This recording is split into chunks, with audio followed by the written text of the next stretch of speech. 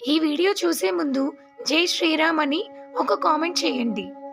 శ్రావణ మాసం ఎప్పటి నుంచి ప్రారంభం? ఈ మాసంలో వచ్చే పండుగలు ఏంటి? ఈ ఏడాది శ్రావణ మాసం ఎప్పటి నుంచి ప్రారంభమవుతుంది? ఈ సమయంలో వచ్చిన పండుగలు, వాటి ప్రాముఖ్యత గురించి తెలుసుకుందాం. మరికొన్ని రోజుల్లో ఆషాఢ మాసం ముగియపోతుంది. శ్రావణ మాసం ప్రారంభమవుతుంది. చంద్రుడు శ్రావణ నక్షత్రంలోకి ప్రవేశించినప్పటి నుంచి శ్రావణ మాసంగా పరిగణిస్తారు. హిందూ మతంలో అత్యంత ముఖ్యమైన పవిత్రమైన మాసంగా శ్రావణ మాసాన్ని పరిగణిస్తారు. తెలుగు పంచాంగ క్యాలెండర్ ప్రకారం శ్రావణ మాసం 5వది. ఉత్తరాది వారికి సూర్యమాన క్యాలెండర్ ప్రకారం జూలై 22 నుంచి శ్రావణ మాసం ప్రారంభమైంది. కానీ దక్షిణాది వాళ్ళకు అనుసరించేది చంద్రమాన క్యాలెండర్. దీని ప్రకారం ఈ ఏడాది శ్రావణ మాసం ఆగస్టు 5 నుంచి ప్రారంభమవుతుంది. శివునికి అత్యంత ప్రీతికరమైన మాసం ఇది. అనేక వ్రతాలు, పూజలు ఆచరించేందుకు అనువైన మాసం.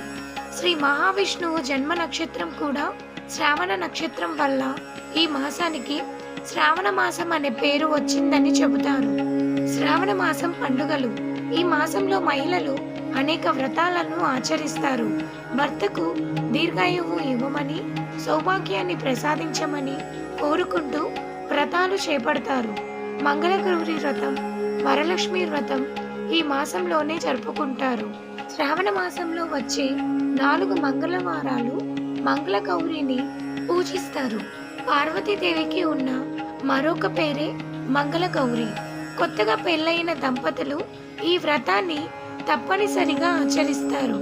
మంగళగౌరి వ్రతం గురించి శ్రీకృష్ణుడు స్వయంగా ద్రౌపదికి వివరించినట్లు పురాణాలు చెబుతున్నాయి.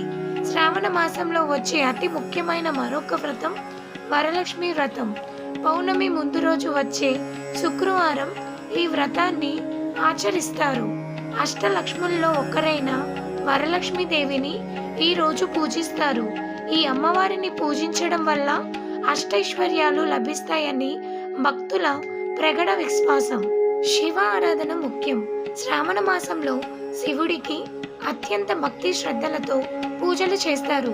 ప్రతి సోమవారం శివాలయాలకు వెళ్ళి అభిషేకాలు చేస్తారు.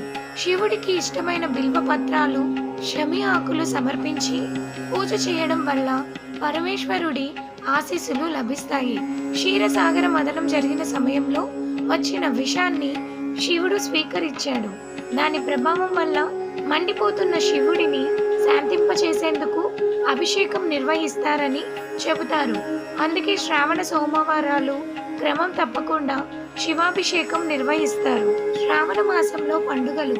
మంగళగౌరి వ్రతం, వరలక్ష్మీదేవి వ్రతంతో పాటు నాగపంచమి, పుత్రద ఏకాదశి, రాఖీ పౌర్ణమి, శని త్రయోదశి, కృష్ణాష్టమి, హాయగ్రీవ జయంతి వంటివి ఈ మాసంలో ఉన్నాయి.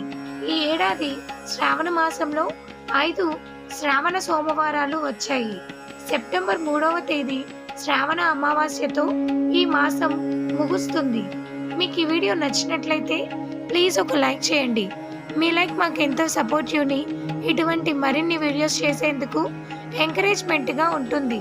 Thank you so much for watching. Please like, share and subscribe.